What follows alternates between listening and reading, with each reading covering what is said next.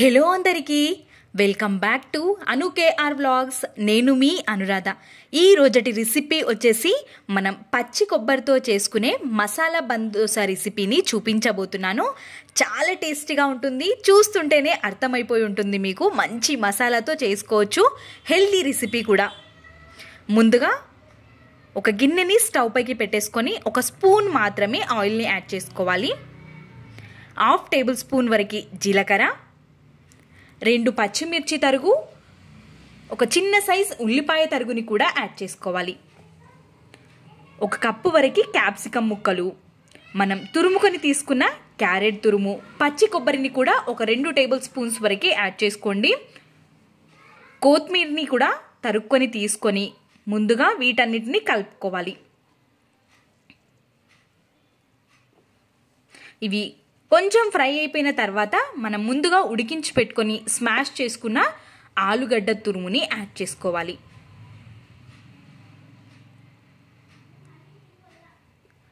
ఈ విధంగా ఎక్కడైనా కొంచెం ముద్దలుగా ఉంటే ఈ విధంగా స్పూన్తో స్మాష్ చేసుకొని తీసుకోవాలి. 1 స్పూన్ వరకు కారం, రుచికి సరిపడ ఉప్పుని కూడా యాడ్ చేసుకొని కలుపుకోవాలి. ఈ విధంగా కలుపుకొని ఈ స్టఫింగ్ని మనం పూర్తిగా కంప్లీట్గా చల్లారేంత వరకు పక్కన ఉంచుకోవాలి.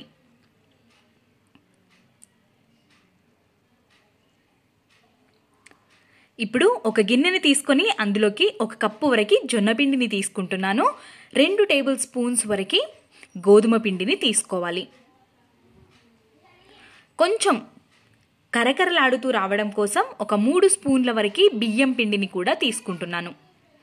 ఇప్పుడు రుచికి సరిపడ ఉప్పు, 1/2 టేబుల్ స్పూన్ వరకు జీలకర్రని తీసుకొని ఈ విధంగా అరిచేతిలో వేసుకొని కొంచెం నలుపుకొని తీసుకుంటే ఫ్లేవర్ బాగా పడుతుంది.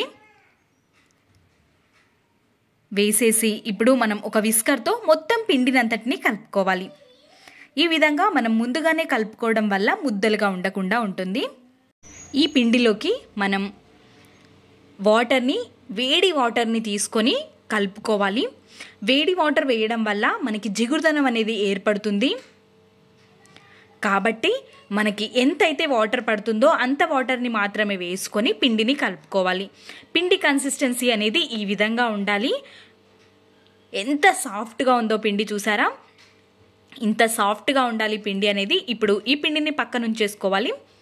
మనం ముందుగా పచ్చి కొబ్బరి ఆలు కుర్మా ఉంది కదా, ఈ ఆలు కుర్మాలో నుంచి ఒక్కొక్క ముద్దలుగా తీసేసుకొని ఈ విధంగా రౌండ్ షేప్లో చేసేసుకొని పెట్టుకోవాలి. అన్నింటినీ ఇదే విధంగా చేసుకొని తీసుకోవాలి. నేను కొంచెం ఎక్కువగానే తీసుకుంటున్నాను ఒక్కొక్క ముద్ద. మీకు కావాలనుకుంటే కొంచెం కూడా తీసుకొని చేసుకోవచ్చు. ఇప్పుడు వీటిని పక్కన ఉంచుకొని పిండి కన్సిస్టెన్సీ అనేది చూడాలి.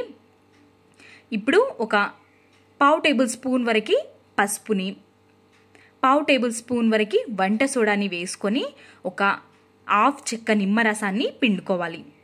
ఈ విధంగా వేసుకోవడం వల్ల మనకి వంట సోడా వేసాం కదా, యాక్టివ్ అయిపోయి ఈనో వేయాల్సిన అవసరం ఉండదు, చాలా ప్లఫీగా వస్తుంది. ఇప్పుడు మనం పోపు పెట్టుకునే గిన్నెలోకి ఒక 2-3 టేబుల్ స్పూన్స్ వరకు ఆయిల్ని యాడ్ చేసుకోవాలి. ఆయిల్ ఎక్కువ అని అనుకోకండి, మనం డీప్ ఫ్రై చేసుకుని తినేదానికంటే కూడా ఇది బెటరే కదా.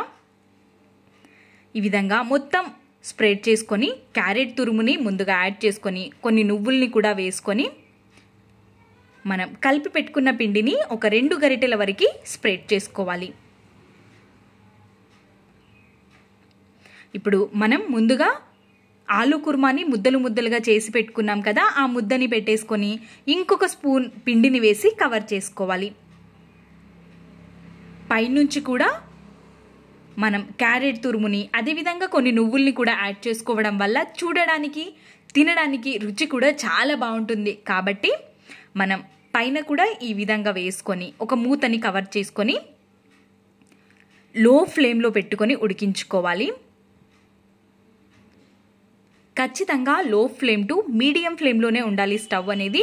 హై ఫ్లేమ్లో ఉంటే మాడిపోతుంది, సరిగ్గా ఉడకదు. కాబట్టి ఈ విధంగా మనం ఉడికించుకొని ఇంకో సైడ్ టర్న్ చేసుకొని మూతని కవర్ చేసుకొని ఉడికించుకోవాలి. మరి ఎక్కువ సార్లు కూడా టర్న్ చేయకూడదు, 2-3 సార్లు, అంతకంటే ఎక్కువ అయితే అస్సలు టర్న్ చేయకూడదు.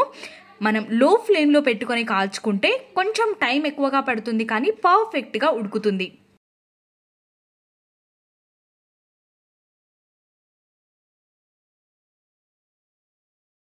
మంచిగా ఉడికిపోయింది. లోపల కూడా ఉడకదు అన్న టెన్షనే వద్దు, ఎందుకంటే మనం ఆలు కుర్మాని ఆల్రెడీ వేయించుకొని తీసుకున్నాం కాబట్టి మంచిగా ఉడుకుతుంది. చూసారా, టర్న్ చేసుకొని తీసుకుంటే సరిపోతుంది. ఇంకో దాన్ని కూడా అదే విధంగా వేసేసుకోవడమే, చాలా ఈజీగా చేసుకోవచ్చు ఈ రెసిపీ. అప్పటికప్పుడే చేసుకునే ఈ రెసిపీ మీకు నచ్చినట్టయితే లైక్, షేర్, సబ్స్క్రైబ్ చేయడం అస్సలు మర్చిపోవద్దు. మన ఛానల్లో ఇంకా జొన్నపిండి రెసిపీస్ చాలానే ఉన్నాయి, కాబట్టి డిస్క్రిప్షన్లో లింక్స్ అనేవి ఇస్తాను. ఖచ్చితంగా ఒక్కసారి చూడండి, మీకు కూడా ఖచ్చితంగా నచ్చుతాయి. నచ్చితే నా ఛానల్ని సబ్స్క్రైబ్ చేసుకొని ఫాలో అయిపోండి. మరి ఇలాంటి మరెన్నో రెసిపీస్ ప్రతిరోజు అప్లోడ్ చేస్తూనే ఉంటాను, చూస్తూనే ఉండండి. ఈ బందోసాని చూడండి, లోపల మనం పచ్చి కొబ్బరి వేసాం కాబట్టి నోటికి మధ్యలో మధ్యలో పచ్చి కొబ్బరి తలుగుతూ చాలా రుచిగా ఉంటుంది. హెల్తీ రెసిపీ కూడా, కాబట్టి తప్పకుండా ట్రై చేయండి. మీకు ఎలా కుదిరిందో మీ వాల్యుబుల్ ఫీడ్బ్యాక్ని కమెంట్ సెక్షన్లో నాతో షేర్ చేసుకోండి. Thanks for watching. ఇలాంటి మరెన్నో వీడియోస్ వస్తూనే ఉంటాయి, చూస్తూనే ఉండండి.